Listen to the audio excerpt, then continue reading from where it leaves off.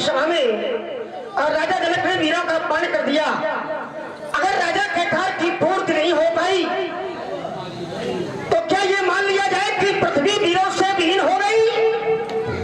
अगर वीरों के द्वारा राजा केठार की पूर्ति नहीं की गई तो क्या ये प्रमाणित हो गया कि धरती में कोई वीर नहीं है? अरे सत्यता तो ये है कि राजा का बल वीरों के लिए था ही नहीं। राजा का बल केवल राजाओं के लिए था। जिस समय राजा ने अपने बंदियों को आदेश दिया मेरे बल की घोषणा सुनाओ, तो बंदियों ने कहा था बोले बंदी वचन मर सुनो सकल महिपाल। केवल राजा सुने। महिपाल माने राजा होता है, महिपाल माने वीर नहीं होता। और जब केवल राजाओं के लिए वो हुआ तो राजा ही धनुष तोड़ने के लिए गए। परिकरबान उठे पड़ाई चले इष्ट देवन शरणाई, तमक ताक तक शिव धन धरही उठई न कोट ये भात लोक रही। अरे बहुत साल दसे गई मारा और लगे उठावन पैटरई नटारा। हुआ क्या? श्री हद भय हार ही राजा और बैठे निज निज जाई समाजा। अरे केवल राजा श्री हद हुए, कोई वीर धनुष तोड़ने के लिए नहीं गया, कोई वीर श्री हद नहीं हुआ।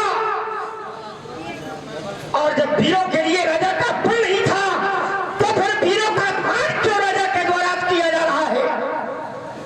अरे ये तो सर्वथा न्याय है।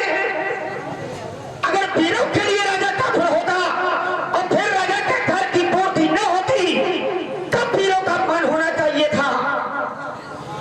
और मेरा विश्वास कहता है अगर राजा का कार्य और वीरों के लिए होता, राजा का बल वीरों के लिए होता तो मेरा विश्वास कहता है अभी तक राजा के घर की पूर्ति हो गई होती। या तो वैसे ही हो गया, एक परीक्षार्थी को परीक्षा में बैठने का अवसर भी न दिया जाए और अनुत्तीर्ण का प्रमाण पत्र दे दिया जाए। अरे पहले राजा को और वीरों को सहभागिता देनी चाहिए थी और आज राजा ने कह दिया अब जब ये मत है। अरे भक्त मानी वीर विहीन महिमा जानी, वीर विहीन महिमा जानी। कह रहे धरती में कोई वीर नहीं है तो मेरा भी कहना है अरे वीर न होंगे धरती पर, वीर न होंगे अगर धरती पर तो फिर धरती माँ का क्या होगा?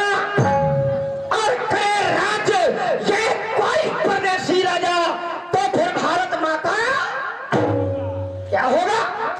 अरे छोटी छोटी वो छोटी छोटी नदियां और नाले अगर पाप होने लगेंगे, छोटी छोटी वो नदियां और नाले अगर पाप होने लगेंगे तो फिर गंगा माता क्या होगा? और करे राज्य कोई परदेशी राजा तो फिर भारत माता। आज भाई सभा में वीरों का अपमान मेरा हृदय विदीर्ण हो रहा है। महाप्रभु आप शांत बैठे क्यों? आज राजा जनक ने वीर जात का अपमान कर दिया, आज हृदय विदीर्ण हो गया। केवल आपके कारण मैं शांत हूं। अभी तक वो करके दिखा देता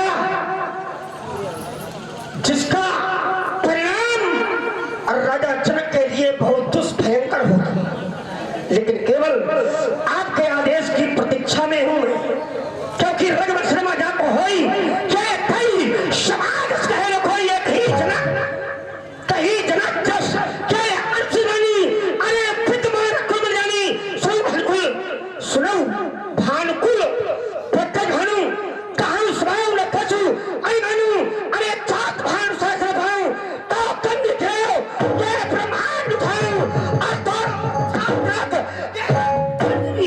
तो बन्नाथ चोल करो पुल परिषद तो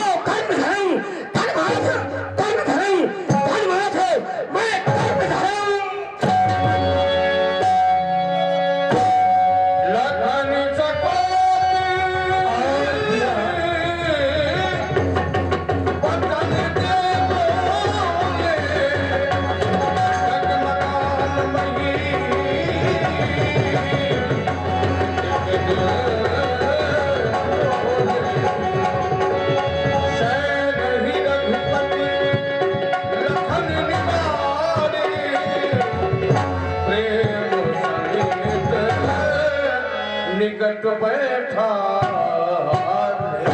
और ध्यान दें आदरणीय पंडित श्री रामदास जी पाठक जी अध्यापक महोदय, आप कोर्स 21 रुपए बैठिए श्री लिखाए चरणों में, भगवान कल्याण करें।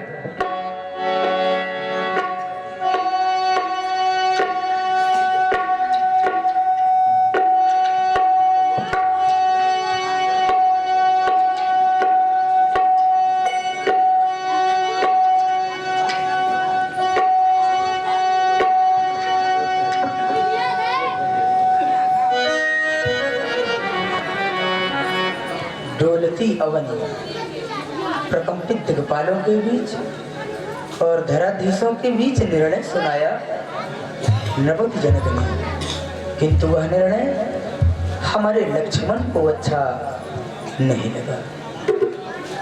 अच्छा भी कैसे लगे? लक्ष्मण तो वीर है, अपार उदर की शोभा उत्ताल तरंगों से नहीं वरन वाड़ की विनाश लीला पर उफनते हुए बड़े बड़े महानदों को आत्मसात कर अपने में प्रश्रय देने से पूर्ति जब आवश्यकता से अधिक हो जाती है वही समस्या बन जाती है। लक्ष्मण, तुम धूप का कार्य आग से ले रहे हो। धूप वस्तु को सुखाती है और आग वस्तु को सुखाती ही नहीं जला देती है। देख रहा हूं क्रोध के कारण तुम्हारा संपूर्ण गात लाल हो गया है।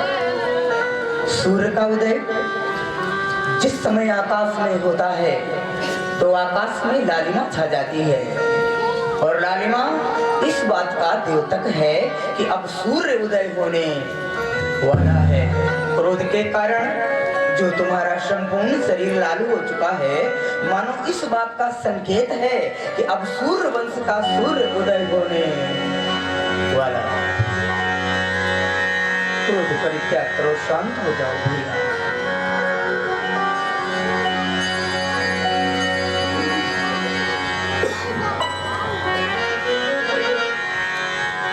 भैया